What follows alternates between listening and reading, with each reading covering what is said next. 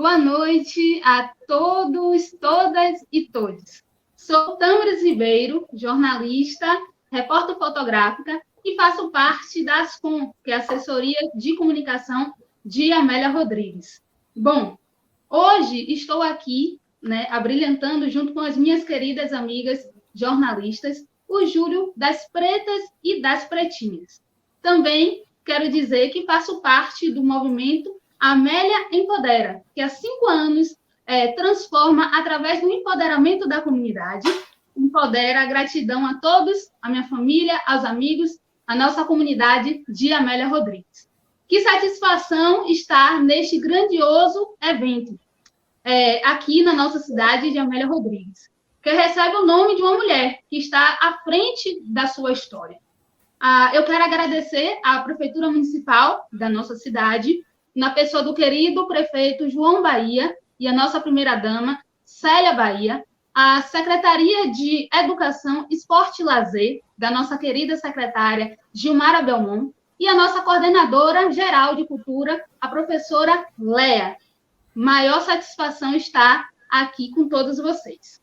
E também a nossa comunidade, que de forma direta e indiretamente vem também participando e abrilhantando todas essas noites. Hoje será a penúltima noite, tá bom? Lembrando que estamos pelo canal da TV Web Semear, que é um novo espaço de comunicação pensado para você, estudantes, profissionais da educação, além de toda a comunidade ameliense, com o objetivo de semear saberes. Gente, a nossa noite tem por tema mulheres negras na comunicação, vozes negras reverberando. A palavra reverberar, nos remete a repercutir, ecoar, resplandecer, emitir brilho, luz, e que através da comunicação possamos transmitir os nossos desejos, as informações, os fatos, ideias, tornando evidente de que se comunicar de maneira eficaz acaba por ficar de fora do que nos permite sentir integrantes aí de um todo. Então, fiquem à vontade para interagir e compartilhar deste momento. As nossas convidadas desta noite são a mestre Valéria Lima, que é jornalista e editora-chefe do portal Correio Nagô e professora da Faculdade 2 de Julho. Satisfação, Valéria. E a nossa querida especialista Kate Souza, jornalista e diretora executiva do TEM-DD Produções. Meninas, mulheres, sejam todas bem-vindas à nossa cidade, ao nosso Júlio das Pretas e das Pretinhas. Valéria, boa noite. E aí, Valéria, quem é você na sociedade e por que o jornalismo? Conta aí sua história pra gente. Boa noite a todos e todas. Como a Tamires bem falou, eu sou Valéria Lima, eu sou jornalista, mestre em estudos étnicos e africanos. Eu sou Ekede do Axé de Tolu, Ekede de Obaluaê do Axé de Tolu, filha de Iemanjá, com muita satisfação, essa parte faz parte da minha apresentação. Enfim, e assim, eu sempre me comuniquei muito, sempre gostei muito de falar, sempre fui muito participativa, e quando chega o momento de escolher a área da gente, a gente tem que encontrar algo que a gente, de fato, se identifique, que tem que ter um caminho ali, enfim. Mas eu digo que eu estudei comunicação para descobrir que eu sou apaixonada por antropologia. Então, essa é a parte que eu mais gosto, amo ciências sociais, gosto muito de estudar, gosto muito de ler, então, assim, eu acho que a comunicação casa com as ciências sociais, sabe? A gente entende, quando a gente faz jornalismo, quando a gente estuda jornalismo, quando a gente atua enquanto jornalista, a gente está falando da sociedade, então, ciências sociais e comunicação tem tudo a ver no final das contas. Mas, enfim, eu sou filha de Dete Lima, diretora do ILE, artista plástica, sou neta de Maílda de Tolu, é a fundadora do Axé de Tolu, a matriarca do ILEAE. Então, assim, eu venho de uma família de mulheres que inspiram, E essas mulheres, e desde que eu entrei na graduação, eu já disse, eu tenho que trazer um pouco da história dessas mulheres. Então, eu meio que firmei um compromisso já a partir dali, de trazer para frente, né, a história dessas mulheres. Então, enquanto jovem negra, né, estudante de comunicação, eu me vi na obrigação de utilizar esse espaço para contar a minha história. E é muito legal quando a gente tem a oportunidade de contar a nossa história e inspirar outras pessoas, né, outras mulheres, outros homens negros. Então, eu acho que, antes de qualquer coisa, eu sou uma ativista, né, eu sou uma ativista negra, uma ativista dos direitos das mulheres, dos direitos LGBTs, que ia mais enquanto mulher negra e lésbica. Então, assim, a gente precisa ocupar os espaços com consciência, né, porque não basta somente entrar na graduação, não é somente chegar lá e estudar, a gente precisa atuar, né? A gente precisa ser ativo ali. Então, se hoje eu sou estudante de jornalismo, eu tenho que ocupar esse espaço, eu tenho que trazer já a vida dessas mulheres ali, foi o que eu fiz, né? Desde o meu primeiro trabalho de graduação, eu já estava falando sobre mulheres, eu já estava escrevendo sobre a minha avó, que é Mãe Hilda, e eu fiz meu trabalho, foi uma conclusão de curso na faculdade de comunicação também sobre ela, sobre minha mãe. Eu fiz questão de trazer essas histórias, ninguém nunca tinha escrito sobre elas, né? Na época, não está falando ainda do início dos anos 2000, minha avó tinha um livro, uma mini biografia, mas era um livro bem simples, assim, escrito por Ana Célia Santos, que é pedagoga e tal, e Maria de Lourdes Siqueira, que é antropóloga, mas assim, escritos a partir da fala dela, e era o único registro da vida dela até ali. Então, na graduação eu fiz o livro-reportagem, contando um pouco da história dela, da história de minha mãe, da história de Luísa Bairros, que na época não era secretária de Estado, muito menos ministra ainda, ela era uma ativista, ela é das ciências sociais também, né, e sempre foi ativista política, sempre foi de movimento negro, então eu me senti na obrigação de contar as histórias. Na verdade, a gente quer abraçar o mundo, né, então eu queria escrever sobre todas as mulheres. Ele disse, vai ser um livro-reportagem, eu vou falar de Vilma Reis, Luísa Bairros, Dete Lima, Nadir Nóbrega, enfim, eu queria o mundo todo. Mas aí, quando a gente entra na academia, a gente percebe que não é bem assim, a gente não vai dar conta de tudo, né. Então, eu selecionei ali, foram 5 mulheres que a gente escreveu, fiz esse trabalho em dupla com uma amiga minha. E assim, eu acho que é bem interessante falar disso também, né, porque eu tive a oportunidade de não ser a única negra na minha sala, então eu tive a oportunidade de estudar com uma turma muito negra, acho que pelo menos 30% da minha turma era negra, e isso a gente está falando de 2004, quando eu entrei na faculdade, então eu digo que eu fui privilegiada até nisso, eu fui abraçada ali, né, por uma turma muito, muito diversa. Então, a gente tem que perceber esses detalhes, né, a vida acabou sendo muito boa para mim, porque é muito ruim quando a gente chega num lugar que a gente é único, né? Só tem um negro ali, então todas as pautas levantadas por essa pessoa negra, a gente sabe que vai ser provavelmente mais combatida e tal. Então, assim, eu fui privilegiada já na graduação. E depois, a minha mãe aí, você é uma mulher maravilhosa, que eu amo muito, minha filha, tá vendo? Minha família está sempre presente. Enfim. E aí, eu fui para o mestrado. O mestrado foi a biografia da minha avó. Então, assim, eu mantive vivo, né, esse compromisso no meu doutorado, com certeza, essas histórias vêm também, porque eu acho que a gente tem que ter voz, né, e se a gente tem voz, a gente tem que se aproveitar dela, a gente tem que utilizar desses espaços para fazer o nosso. Então, assim, ao longo desse caminho, eu fiz esses trabalhos, eu trabalhei muito tempo na TVE, que é a TV Pública do Estado da Bahia, eu passei 12 anos na TV, às vezes quando eu falo 12 anos, eu sinto um peso tão grande, meu Deus, parece que foi tanto tempo. E eu achava, né, quando eu entrei na TV, que passar muito tempo num lugar só não tem graça e tal. E a gente chega no lugar, a gente se apaixona pelo trabalho, e justamente, mais uma vez, né, eu fui privilegiada nesse sentido, trabalhei numa emissora com muitos colegas negros, apesar de apontar vários problemas, eu não vou deixar de criticar aqui, e a gente está falando aí de 2004, ou 2007, desculpa, eu entrei na TV em 2007, e na época a gente quase não tinha apresentadores negros.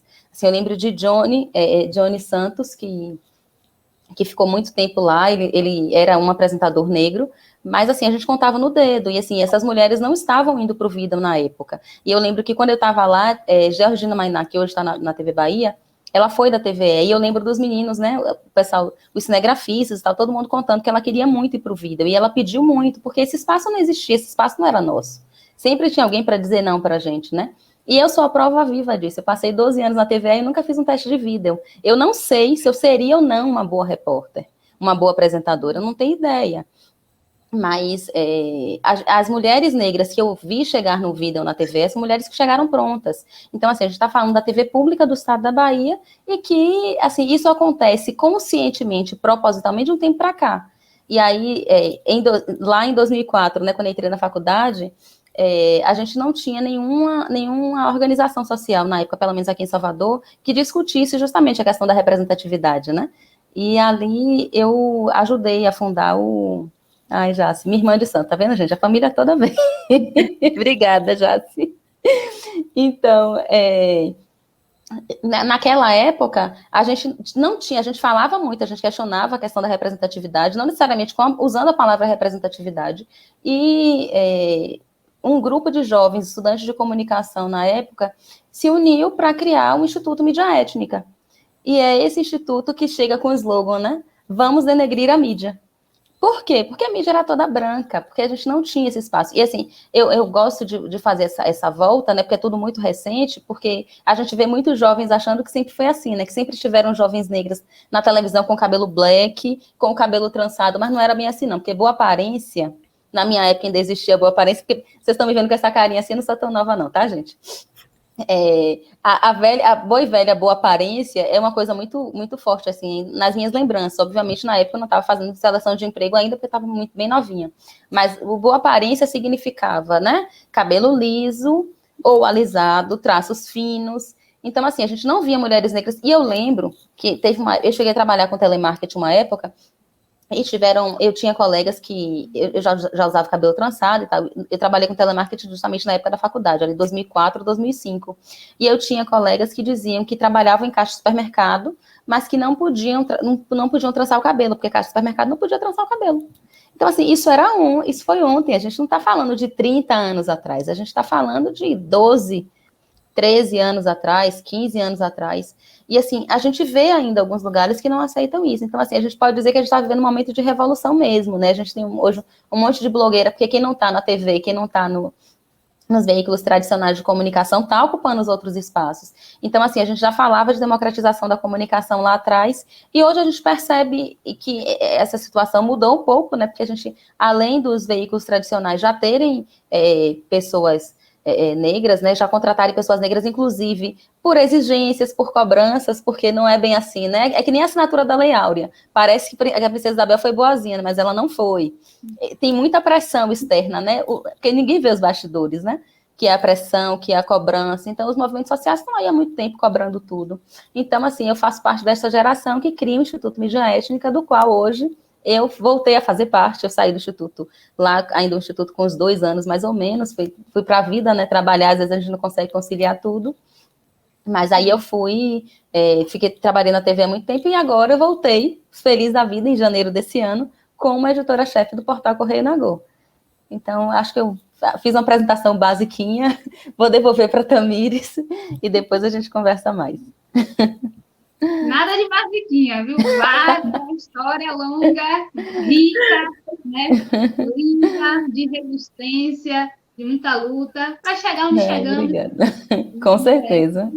Com certeza. E agora, Kate Souza, né? É muito bom estar com vocês, meninas, mulheres, né? Jornalistas que fazem parte deste meio da comunicação, né? De poder realmente levar os conteúdos. E o chat aqui não para, né? O chat aqui não para, todo mundo mandando abraços, né? Boas-vindas a vocês. A cidade abraça vocês, a nossa secretária, né, Gilmara Belmont, a todos os amigos, professoras, né, colegas, todo mundo aqui aplaudindo vocês pela participação e conhecendo a história. E Kate, conta aí pra gente quem é Kate Souza, né, e por que você chega ao jornalismo, ao audiovisual, e essa importância na sua vida, enquanto mulher negra, né? Sim. Oi, gente, boa noite. Primeiro que é um super prazer estar aqui com vocês, estar com essas mulheres maravilhosas. Leinha foi uma super mulher também, uma super mulher negra. Então, eu estou muito contente de estar com essas pessoas. Estou aqui super vendo os comentários, de repente passo o olho aqui, dou uma olhadinha nos comentários maravilhosos. A minha trajetória, ela é um pouco diferente da de Valéria. Eu achei a trajetória de Valéria incrível. É uma mulher sensacional, a gente se conheceu recentemente, mas uma mulher sensacional, uma profissional sensacional. Queria deixar isso bem claro também. E a gente tem trajetórias diferentes, porque enquanto Valéria teve na formação dela, ela já foi incutida desse ativismo e desse desejo, né, de lutar e de dizer, não, eu sou uma mulher negra e eu preciso ocupar esse espaço, na minha vida foi diferente. Eu sou de Feira de Santana, vizinha de Amélia, visitei a Amélia muitas vezes, conheço a Amélia, conheço várias pessoas, adoro a cidade, adoro as pessoas que eu conheço, adoro todo mundo. Mas a minha trajetória em Feira de Santana ela foi totalmente diferente. Eu não tive uma formação prévia, né? Uma formação na infância. E hoje em dia eu digo muito, eu converso muito sobre isso, sobre porque na infância, então é lindo ver aqui pretas e pretinhas. Porque na infância a gente demora tanto para escurecer para as crianças, né, esse papel e esse lugar delas e colocá-las e fazer com que elas realmente militem e se transformem em ativistas e se coloquem como personagens realmente dessa luta. Então, na minha infância e adolescência, isso não eram discussões, eram pouquíssimas discussões. Talvez porque eu tenha frequentado a maioria dos lugares com pessoas negras, a maioria das minhas escolas do ensino, né, do jardim até o ensino médio, eu tinha uma maioria de colegas negros, uma maioria de estudantes negros, eu vim de escola pública, então eu tinha 80% do público com o qual eu convivi era negro. Então a gente pouco sentia, né, não digo sentia, a gente, apesar de sermos todos negros, de ter 80% de negros, a gente pouco discutia. A escola não discutia, a gente não discutia, a gente não tinha essa pauta em casa. Então, só depois de muitos anos, já na vida adulta, é que eu realmente comecei a pensar sobre esse meu lugar, sobre esse meu espaço no mundo, sobre quem eu sou, né? Qual é o meu papel e o meu papel como comunicadora. Então, a minha escolha do jornalismo não foi baseada em discutir e em lutar pelos nossos direitos. A minha escolha, eu sempre gostei, apesar de ser tímida na infância e adolescência, eu sempre fui muito apaixonada por comunicação. Imagina, uma pessoa que é tímida e é apaixonada por comunicação, essa pessoa era eu. E eu tinha duas definições na minha vida, ou eu vou ser médica veterinária ou eu vou ser jornalista. E desde criança eu sempre dizia isso. Então, calhou de eu conseguir. Fui bolsista do ProUni, 100%, então me mudei para Lauro de Freitas, saí de Feira de Santana e fui para Lauro de Freitas para estudar como bolsista, que não foi um momento fácil, obviamente, você sair de casa, você sair do seio da sua família ali, em que você tem toda uma proteção, e você vir para uma cidade totalmente diferente, né? Lauro de Freitas é região metropolitana, então estava ali próximo a Salvador, e isso dava essa sensação de, meu Deus, eu saí de Feira de Santana, de casa, uma casa onde eu tinha super proteção, e estou nesse lugar, né? Estou em Lauro de Freitas, estou morando sozinha. Então, tem toda essa trajetória do crescer, de entender minhas responsabilidades como pessoa ali no meu próprio sustento e na minha própria educação. Então, isso foi um diferencial, assim, na minha vida. E no final, e na minha faculdade também tinha um público negro muito grande. Então, as discussões acabavam sendo, nossa, nós somos negros, estamos aqui, mas não sentíamos e não discutíamos essas diferenças. O que demorou muito tempo para acontecer, para eu me entender realmente, nossa, eu sou negra, as coisas acontecem conosco, nós sofremos racismo, então eu comecei a pensar, por que a maioria dos meus amigos negros da escola, do ensino fundamental, do ensino médio, não chegaram na universidade? Por que a maioria desses alunos negros não chegou lá? Porque não quis? Não, foi porque faltou oportunidade, foi porque faltou discutir essas questões. Então, hoje eu me coloco como uma pessoa que... eu me sinto como uma pessoa que ocupa um lugar em que eu me coloco como referência, mas não... nossa, olha a Kate referência, mas eu tento ser referência para que as pessoas pensem, nossa, eu posso ocupar esse espaço. Eu posso não, eu devo ocupar esse espaço. Eu, na minha formação em jornalismo, então, passo da faculdade e logo, ainda durante a faculdade, eu fui contratada pela TNDD, que é a empresa que eu continuo até hoje. Eu sou diretora executiva da TNDD Produções, que a TNDD tem mais de 20 anos, então a gente trabalha com audiovisual, a gente trabalha com gestão de projetos audiovisuais e produção. Então, chegar nesse espaço, como eu cheguei nesse espaço? Eu tive muito incentivo da empresa, obviamente, para ocupar esse espaço, e tenho muito orgulho de que a minha empresa, a gente tenta ao máximo possível trabalhar com equidade. Então, a gente tenta ao máximo ter negros, a gente tenta ao máximo ter a comunidade LGBTQI a mais trabalhando ali, trabalhando em cargos de liderança, porque não basta você dizer, estou abrindo espaço, estou com uma vaga para negros, LGBTQIA+, para pessoas que PCD, e você não ter essas pessoas apenas em cargos, né, pequenos, inferiores. É importante você ter pessoas em cargos de liderança. E eu ocupo um cargo de liderança hoje, que eu acho muito importante. Eu frequento muitos espaços. Eu não vou dizer que são espaços brancos, mas são espaços em que a maioria das pessoas, 90%, 80%, é branca. Então, no começo, eu confesso, eu me sentia retraída e dizia, gente, o que eu estou fazendo aqui? Né? Olhava para um lado, olhava para o outro, brancos, brancos, brancos, e apenas eu. Então, no começo eu me sentia acuada, mas depois eu fui sendo estimulada, e esse estímulo para mim foi muito positivo, porque eu comecei a me colocar e dizer, gente, eu preciso ocupar esse lugar. Se eu não ocupar esse lugar, só vai ter branco mesmo. Não vai ter preto aqui. Se eu não ocupar esse lugar, e se eu não me colocar como uma pessoa que está ocupando este lugar, outras pessoas não vão ver e não vão achar que podem ocupar também. Então, eu acho importante que a gente também haja com essa responsabilidade de ser exemplo. Eu não sou apenas uma pessoa que atua como líder de determinado núcleo, como líder numa empresa, eu não sou apenas uma pessoa que frequenta eventos de audiovisual, que conversa com emissoras de TV, que fala com grandes clientes. Eu não sou só essa pessoa.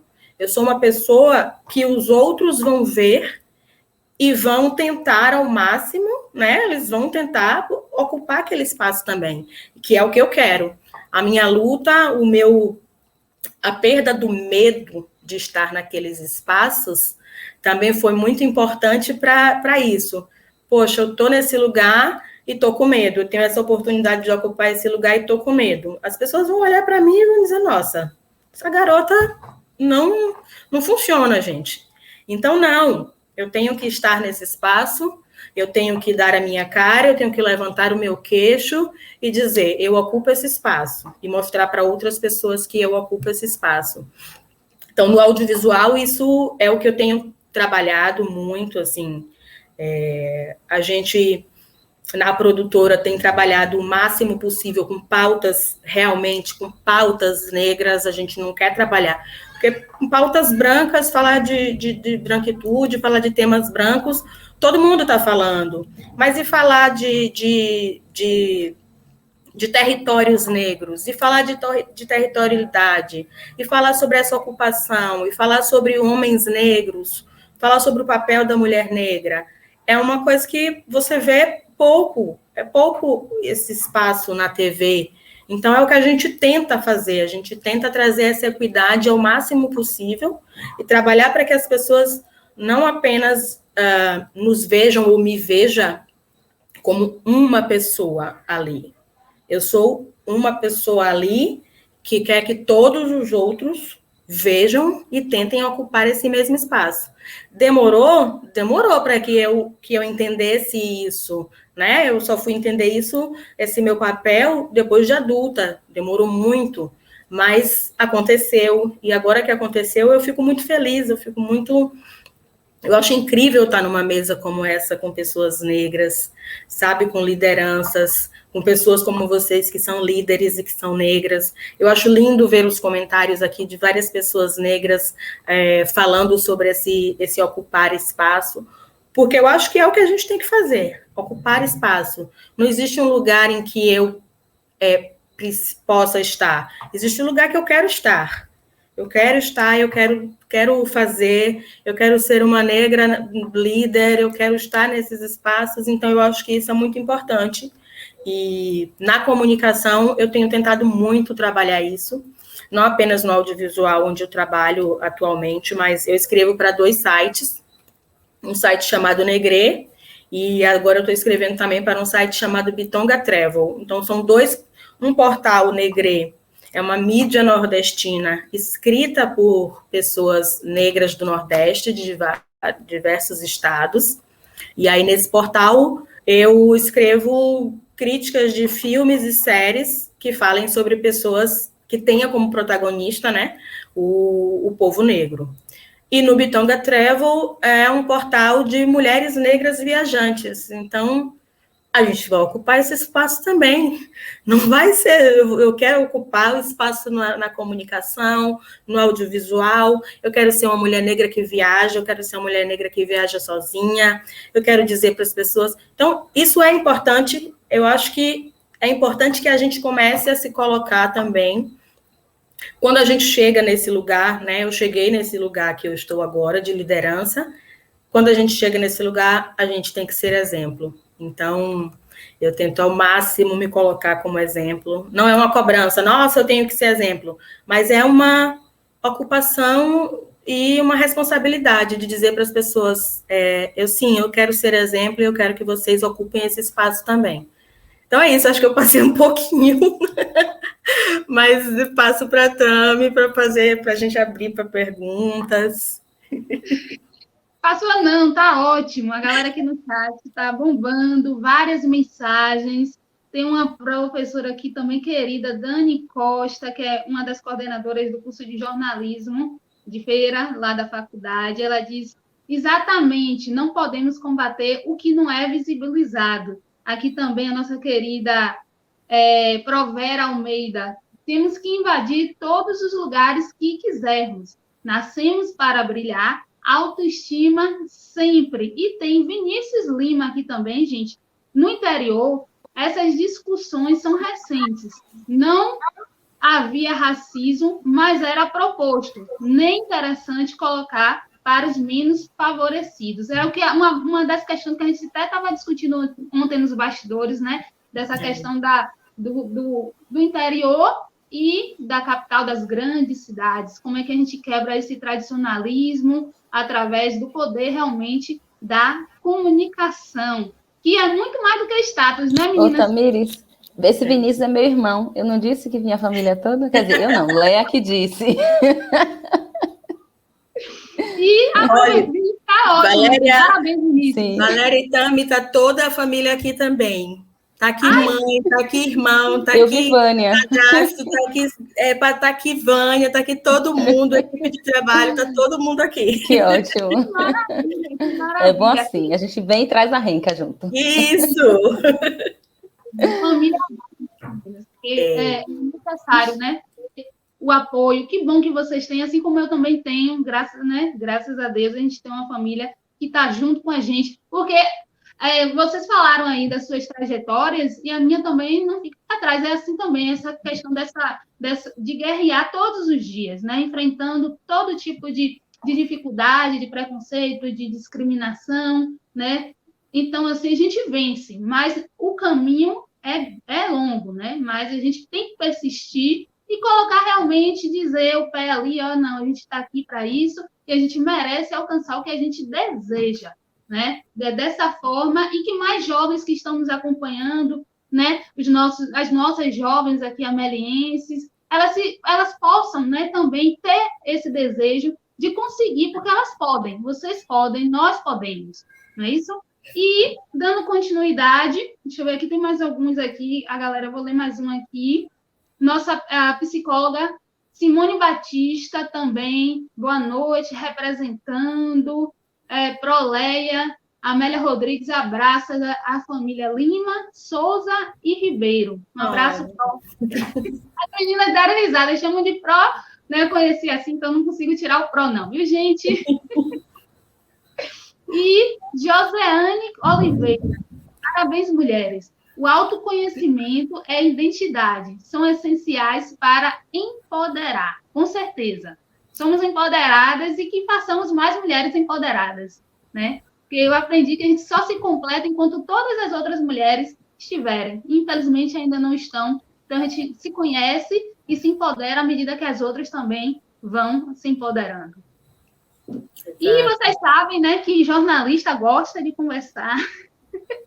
E vamos para frente. Vamos entrar agora um pouquinho, vamos bater um bate-papo aqui. Vocês podem mandar perguntas também aí no chat, né? E, ao longo do tempo, gente, o papel da imprensa negra, né, continuou combativo, mas sofreu algumas mudanças e recortes aí, investindo mais em fomentar o debate sobre o preconceito, né, sobre essa discriminação, a desigualdade social. E estamos cansados e cansadas, né, de pouco espaço na grande mídia. Sabemos essa questão de ter os canais realmente da comunidade negra, mas a grande mídia ainda está muito associada a estereótipos como violência, criminalidade, sempre colocando nós para baixo, né, nos menosprezando. E aí, como buscar novas narrativas sobre a nossa comunidade? Kate deu até uma deixa aí, falando do audiovisual, né, desse trabalho do audiovisual. Aí eu quero que vocês citem alguns, só para a galera que está nos acompanhando compreendam como é que a gente pode construir uma nova narrativa apresentando a nossa comunidade. Kate, eu vou lá. Eu acho que é até uma coisa que a gente estava falando nos bastidores ontem, né? Às vezes a gente foca muito no que não foi feito ainda, né? E acaba perdendo o que foi feito. Tem muita mudança acontecendo realmente, né? Dos últimos anos para cá, a gente começa a se ver melhor, né? A se ver ocupando esses espaços na televisão, a ver nossas histórias sendo contadas em filmes, em séries. Ainda não é o suficiente. A gente acha que tem que ter mais e tem que ter mesmo. E é preciso que essas histórias sejam contadas por nós, não nos bastidores e em frente às câmeras. É preciso que essas histórias sejam contadas. Eu, nessa minha trajetória eu sempre fui muito viciada em séries e filmes, e aí, quando eu comecei a trabalhar com audiovisual, fiquei mais viciada ainda, aí comecei a escrever sobre isso. Então, eu assisto muito e vejo muito para fazer essa comparação. Nossa, esse filme aqui acha que está contando a nossa história, mas só está trazendo desgraça sobre a nossa vida. Só traz o que foi ruim. E é preciso, óbvio, saber o que foi ruim, né? É preciso. Eu sempre digo, a escola, o livro, não tinha essas histórias. A gente não conhecia de verdade o que realmente foi a escravidão, como realmente foi o sofrimento. A gente passa a conhecer, quanto mais a gente começa a pesquisar, e aí a gente vai entendendo realmente o que foi a escravidão. Mas quanto mais a gente pesquisa, mais a gente começa a se indignar com a situação dos nossos ancestrais e que reverbera até hoje em nós. Até hoje a gente ainda sofre algumas dessas situações, assim. Uma vez eu escrevi, até quando, né, o chicote que bateu nas costas dos nossos ancestrais vai continuar doendo nas nossas costas, até quando isso vai continuar sangrando, porque a gente continua sofrendo, a gente continua não vendo, né? Tem representatividade, é isso que eu estou falando de a gente ver as coisas boas que já aconteceram, os avanços que a gente já conseguiu, né? Tem alguma representatividade na música, na televisão, mas ainda é pouco, ainda precisa ter mais, a gente quer ter mais, a gente quer se ver mais, a gente quer ver histórias bonitas, a gente quer ver histórias de amor sendo contadas, a gente não quer ver só as histórias, né, difíceis, as trágicas, a gente quer ver história de amor também, a gente quer ver, por que não, né, ver uma história, um romance, né, com pessoas negras, porque a gente tem que ter sempre aquele manualzinho americano de casal fofinho, branco e não negro. Então, é preciso ter mais, e a gente precisa ter essa voz. Seja, usa sua voz na internet, usa sua voz nos movimentos, usa sua voz quando tiver alguma manifestação. Então, usa sua voz e não diz, nossa, mas isso é do passado. Não, isso não é do passado, gente. A gente precisa ainda lutar. E o que é mais complicado é isso, a gente ainda precisa lutar. Né? A pena da princesa Isabel ali não foi nada, foi uma assinatura, mas a gente continua. Então, é preciso continuar lutando, é preciso usar nossa voz de alguma forma. E é difícil também, né? Às vezes se posicionar, às vezes achar o lugar certo, a hora certa de se posicionar, mas é preciso tentar e continuar e dizer, nossa, olha, isso aqui não é legal, isso... Criticar mesmo, porque nessas plataformas de streaming, na internet, você pode dizer, olha, esse filme aqui não tem nada a ver, é só para criar uma imagem negativa da gente. Então, você pode falar sobre isso também, né, usar a internet também. Então, é preciso que a gente tente usar nossa voz de alguma forma, seja ao vivo ou numa plataforma, é preciso. Então, Tamires, você começou a pergunta falando um pouco sobre imprensa negra, né? E é bem interessante falar sobre isso, porque acho que pouca gente sabe que sempre houveram, né, os veículos de imprensa tradicionais, eu estou falando aí de todos os âmbitos, né? Em todos os momentos históricos do Brasil, a gente pode falar de imprensa negra, desde a época do período escravocrata. Então, assim, é bem legal falar disso, porque, assim, por mais que a mídia tradicional estivesse lá, que os veículos de imprensa tradicionais estivessem lá, não nos dando espaço, ou quando nós aparecíamos nesses veículos de comunicação, sempre foi de forma negativa, sempre houve o outro lado da história, né? É como falar, por exemplo, quando a gente fala de um filme que retrata a escravidão, na maioria das vezes esse negro escravizado aparece como subserviente, que aceita tudo. E a gente sabe que os grandes levantes existiram, da mesma forma que os grandes levantes negros sempre existiram contra a escravidão, a imprensa negra sempre existiu também. Então, assim, por mais que fossem poucos negros que soubessem na época, né, ler e escrever, esses veículos de imprensa já existiam, e está aí a Ana Flávia Magalhães para falar sobre isso. Ela pesquisou a imprensa negra desde o período da escravidão no Brasil. Então, assim, a gente sempre esteve do outro lado combatendo, resistindo e produzindo e criando. A gente pode dizer que a gente sempre esteve em todos os lugares. A gente sempre esteve no lugar de guerra, de combate mesmo, de combate físico mesmo, né, de combate à escravidão de um modo geral. A gente sempre esteve produzindo as nossas coisas, a gente sempre esteve nos reconhecendo neste lugar, de produtor, de ativista em todos os sentidos. Então, assim, é bem legal falar que a imprensa negra sempre existiu. E eu só gosto de reiterar isso, porque a gente tem uma coisa muito forte com o movimento negro no Brasil, e talvez todos os movimentos. Eu vou falar aqui de movimento negro enquanto mulher negra, enquanto ativista negra, né? Então eu só posso falar da minha praia, da praia dos outros, na praia dos outros eu não posso me meter. Mas a gente tende a achar que a gente está inventando a roda em alguns espaços. Aí a gente vê, né, organizações recentes surgindo agora, né, sei lá, de menos de 10 anos para cá. Aí eles se colocam, a primeira organização de não sei o quê. Não, muitos outros já fizeram antes de nós, muitos vieram antes de nós. E eu estava hoje, inclusive, à tarde, numa live com mãe Valnísia, que é mãe de santo do Terreiro do Cobre, aqui em Salvador. É um terreiro antigo, tradicional e tal. Estávamos nós duas e Cleidiana Ramos, que é uma jornalista negra também. E ela falando... o que eu achei mais grandioso, na verdade, naquele momento, foi justamente ela reconhecendo os que vieram antes de nós. E a gente tem uma juventude que não reconhece esse papel, né, dos que vieram, dos que lutaram antes de nós. Acho que esse é o primeiro ponto para a gente seguir, né?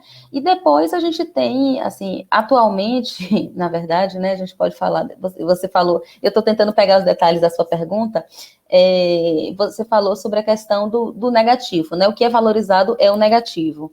Então, assim, a gente tem uma violência exagerada nos veículos de comunicação tradicionais, principalmente na televisão, né? A gente tem um exagero ali, e aí você tem várias questões embutidas aí.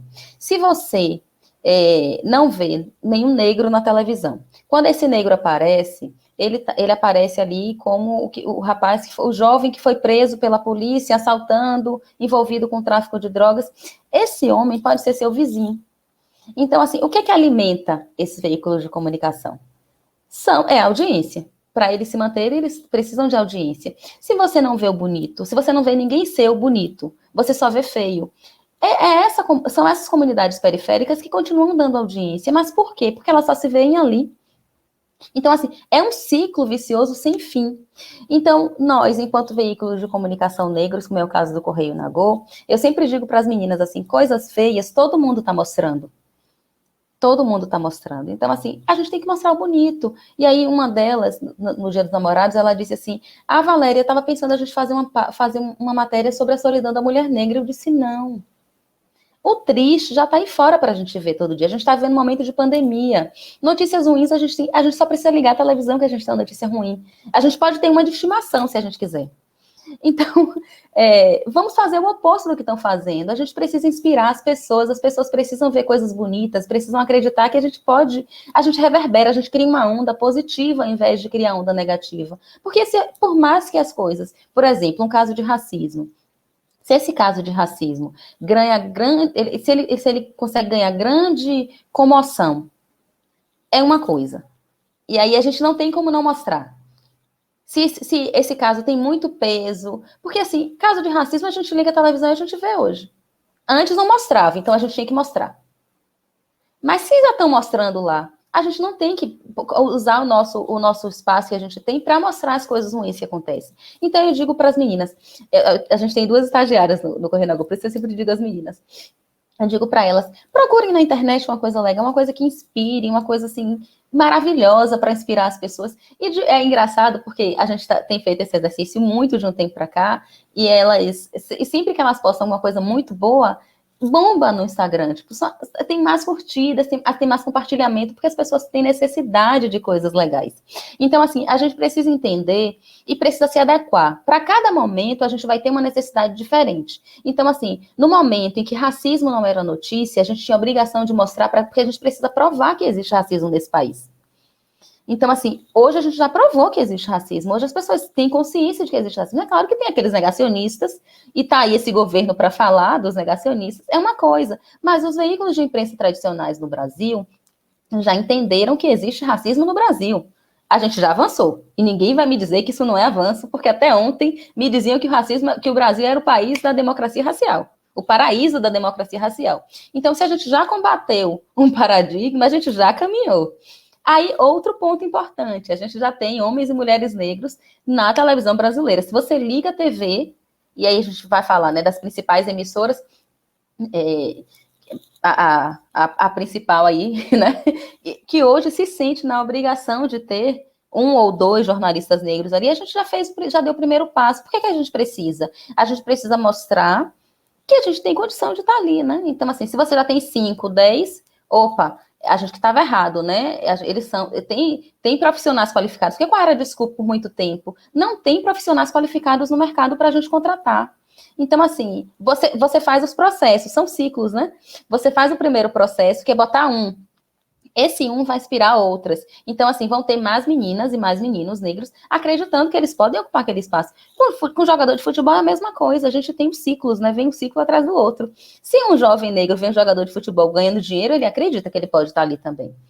E aí, isso é uma onda, isso vai se multiplicando. Com a imprensa aconteceu a mesma coisa. Então, assim, hoje, nenhum veículo de comunicação vai poder chegar a público e dizer que não contrata profissionais negros porque não tem profissionais qualificados. Então, assim, só que a gente precisa se conscientizar de que é um passo de cada vez, né? E a gente tem que ter, eu acho que assim, o fato da gente estar aqui dialogando sobre isso e já podendo falar de mulheres negras na TV local, a gente já avançou muito. A gente tem Luana Assis, que gostaria de estar aqui com a gente, mas infelizmente não pôde. E a gente tem outras pessoas nesses espaços. Então, assim, aí, hoje, o que é que eu estou precisando? Eu estou precisando de notícias boas, porque eu preciso aquecer o coração das pessoas. A gente está na pandemia, tem muita gente morrendo, muita gente doente. Então, assim, vamos alegrar, vamos aquecer o coração das pessoas. A gente vai por esse caminho. E amanhã, se a gente tiver necessidade de ir por outro caminho, a gente vai por outro caminho. Mas a gente precisa entender, a gente precisa ter sensibilidade para compreender o que o nosso público precisa. E a gente vai dar isso para ele de acordo com o momento. Então, assim, as coisas vão acontecendo em outros lugares. Quando a gente leva para a questão da ficção, né, do audiovisual de um modo geral, a gente percebe que a gente já tem muitos. E aí já tem até muitos, um monte falando besteira. Mas, assim, tem um momento que a gente precisa só estar. E a gente não pode criticar muito, né? Quem sabe bem disso. A gente precisa estar. Aí, no segundo momento, a gente começa a criticar porque a gente quer que esteja da forma correta. E aí, no terceiro, a gente quer ser protagonista. Aí a gente melhora a qualidade.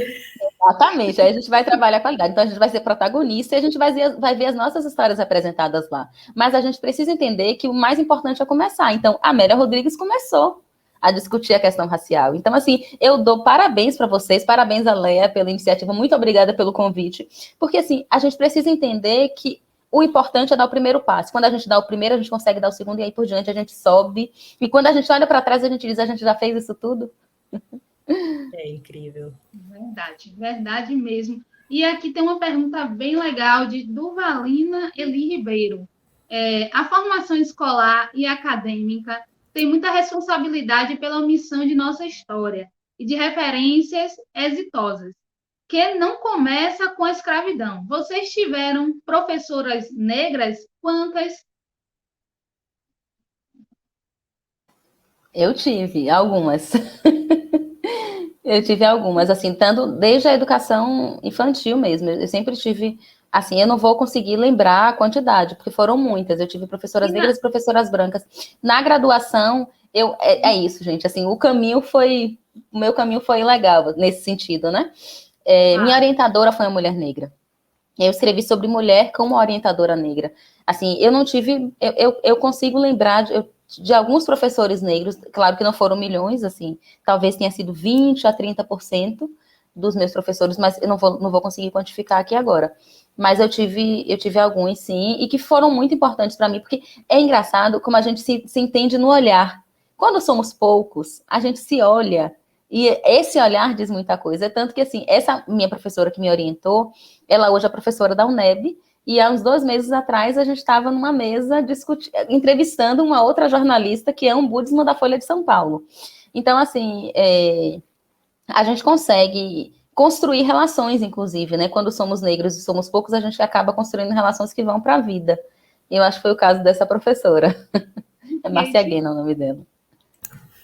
Eu tive muitos professores, muitas professoras negras, mas eu acho que os professores negros, eles têm um papel extremamente essencial nessa nossa formação, mas eu acho que a própria formação deles naquela época não foi uma formação que trouxe para eles também essa visão, né, sobre como realmente foi a escravidão, sobre respeitar nossos ancestrais, sobre entender qual foi a luta dos nossos ancestrais. Então, eu acho que a própria formação deles não foi uma formação competente. Eu digo competente assim, eles não tiveram, talvez eles não tenham tido uma matéria sobre isso, para entender, né, como é que isso tudo aconteceu e como é que eles chegaram naquele lugar. Então, por eles não terem tido essa formação, eles não tinham também como passar, né? Os livros também não diziam nada, era só, teve escravidão e a princesa Isabel, maravilhosa, assinou a Lei Áurea, né, e teve Lei Áurea, Lei do Ventre Livre. Então, eles não tiveram uma formação competente para passar para nós essa formação competente também. Eu tive muitos professores negros, mas que também não conseguiam ou não sabiam como discutir isso em sala de aula, né? No ensino médio, no ensino fundamental. Talvez na faculdade eu tenha discutido um pouco mais, apesar de ter tido na faculdade poucos professores negros. Eu sempre fui uma pessoa muito Eu nunca fui popular, né, entre os alunos. Eu era mais popular entre os professores e os funcionários. De todos esses espaços que eu ocupei, eu era mais popular entre eles. Então, eu notava muito isso. Nossa, olha, eu tenho aqui muitos alunos negros, eu consigo olhar em volta e me encontrar. Eu tenho 80% negros. Mas no corpo docente, não. Então, talvez eles não entendessem, algumas professores não entendessem o que a gente vivia e não soubessem porque também não tiveram esse apoio para fazer com que eles entendessem. Então, eu acho que vem um pouco mais além, né? Vem mais da formação desses professores para a nossa formação. E aí eu acho que quando chega na nossa formação, a gente começa a entender, né, como realmente foi e começa a tentar passar isso para outras pessoas, ainda que não estejamos numa sala de aula, a gente tenta, numa live como essa, ou sentando numa roda com amigos, quando a gente começa a se entender, a gente começa a passar e a falar sobre isso. Mas eu acho que esses professores não tiveram essa formação, por isso que talvez tenha sido complicado para eles também passar para nós. Eu acho que é por isso que eu não culpo, eu não digo assim, nossa, mas o meu professor de história nunca me falou sobre isso. Mas eu acho que meu professor de história não teve uma formação suficiente para me falar sobre isso. Porque era uma história escondida também, né? Foi muito escondida essa história. Rapidinho, Tamires. Na verdade, assim, é tudo muito recente, né, Kate? É tudo de ontem para cá. Então, a gente tem ainda hoje professores saindo, terminando graduação, professores, a galera que faz história e tal, ainda saindo da graduação sem ter esse conhecimento que deveria ter. A Lei 10.639 é super recente, os professores não se sentem na obrigação de implementar de fato, as escolas menos ainda, e aí fazem um evento no novembro, em novembro, só para dizer que estão cumprindo a obrigatoriedade do ensino da Lei 10.639. Aí veste a menina lá de baiana e acha que está ensinando alguma coisa para ela. Infelizmente, a gente ainda vive esse momento, né? As coisas não mudaram tanto, não, da década de 90 para cá. Nesse sentido, né? Quando a gente fez educação básica. Mas, assim, eu acho que essas discussões fora que trazem, né, de fato, essas discussões, independente, assim, aquela coisa, né, de ter tido professor negro enquanto se sentir representado naquele espaço, né, de você ter consciência de que você pode ocupar aquele espaço. Acho que, enquanto a gente estava estudando, a gente só teve isso mesmo.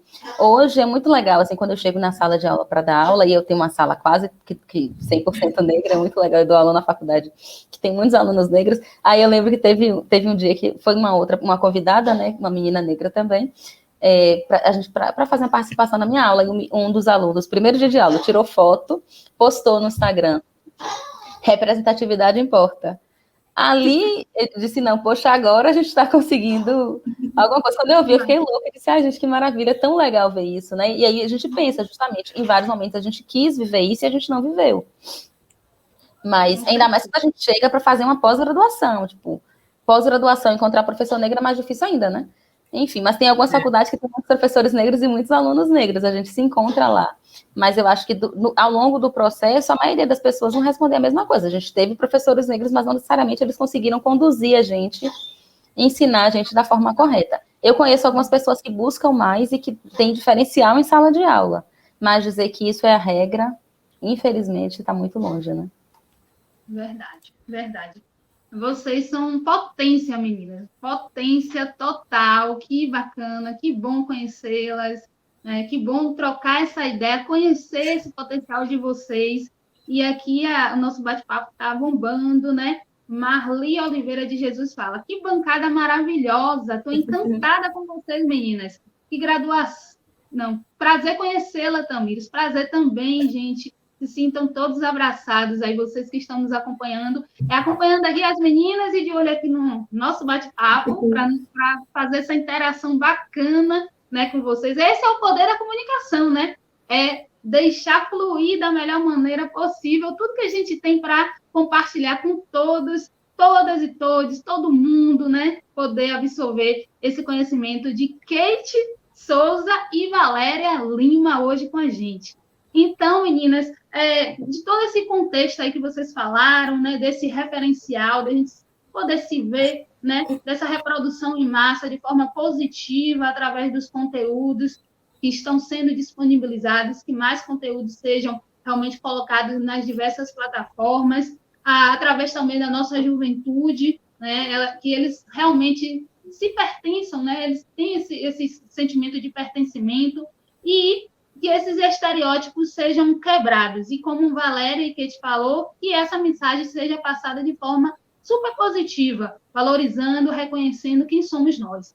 E, pegando esse gancho, em relação à democratização dessa mídia, o que vocês têm a apresentar para a gente, né, para o pessoal que está acompanhando? Como é que vocês veem essa questão de democratizar, de abrir ainda mais, né? Conta aí para a gente. Assim, coisas assim que citações e tal, alguma coisa para a gente compreender um pouco mais. Começo. A gente fica nessa trocando os olhares. Sei. Eu pensei que travou. Eu pensei que tinha travado. Não, foi um momento de troca de olhares, tipo, você vai ou eu vou. Ai. Olha, eu acho que tem surgido muitas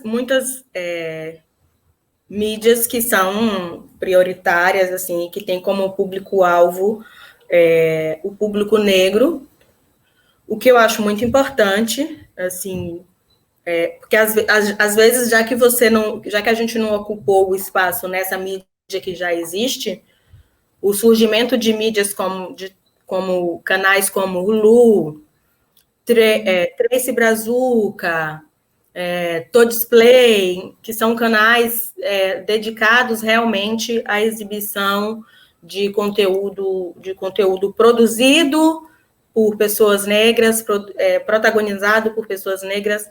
Então, eu acho que o surgimento desses canais foi super importante.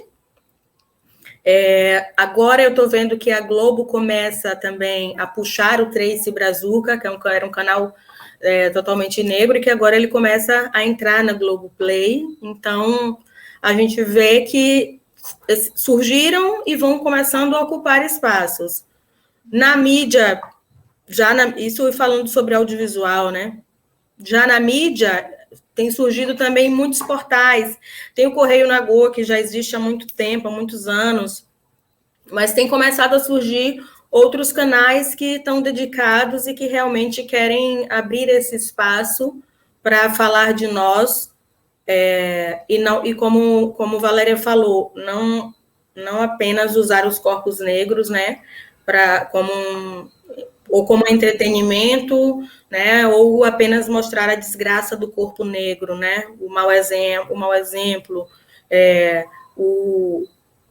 a dor do povo negro. Então, tem surgido espaços que querem realmente, eu quero falar aqui coisas boas, eu quero mostrar que a gente não é só o corpo negro estendido que a polícia matou, a gente não é só o corpo negro que sofreu racismo, a gente é o corpo negro que vive, que vibra e que está aqui, que trabalha e que faz várias coisas e ocupa vários espaços e que está disponível e pode e tem capacidade para fazer qualquer coisa e para ocupar qualquer espaço. Então, eu acho que isso tem um avanço muito grande, né? Tanto de comunicação tradicional, de mídias, como do audiovisual. A gente tem um excelente avanço, assim, como eu falei antes, não está 100%. A gente está sempre querendo mais. Você quer mais? Claro que eu quero mais.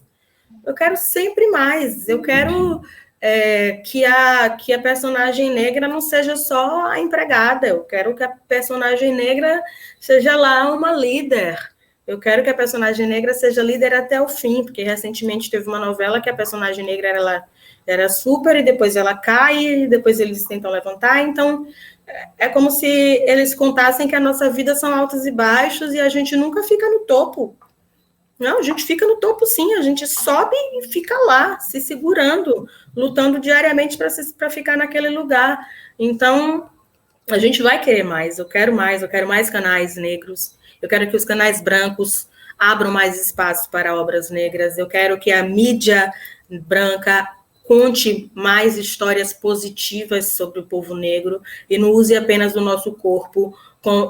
Nosso corpo é muito usado como o corpo morto, o corpo estendido, o traficante. O nosso corpo é sempre usado como o hipersexualizado. E ainda tem isso, né? Nossa, a mulata, a gostosa, o gostoso. Então, eu quero que nossos corpos sejam usados como pessoas ali inteligentes e capazes de ocupar aquele espaço e contando histórias boas sobre o que a gente é e o que a gente vive, não apenas contando histórias negativas sobre nós. Então, eu acho que estamos abrindo. Então, assim, a gente fala de democratização da comunicação já há muito tempo, né? A gente falava... E quando essa discussão começou, ela era muito mais voltada para os veículos tradicionais, né? Porque a gente tem que lembrar... E aí é engraçado, né? Porque tem coisas que a gente acha que todo mundo sabe, mas não é bem assim, até porque eu soube há alguns anos, enfim. Mas toda a TV, e quando a gente assiste TV, quando a gente é criança, a gente não tem noção, né? Toda emissora de TV é uma concessão pública.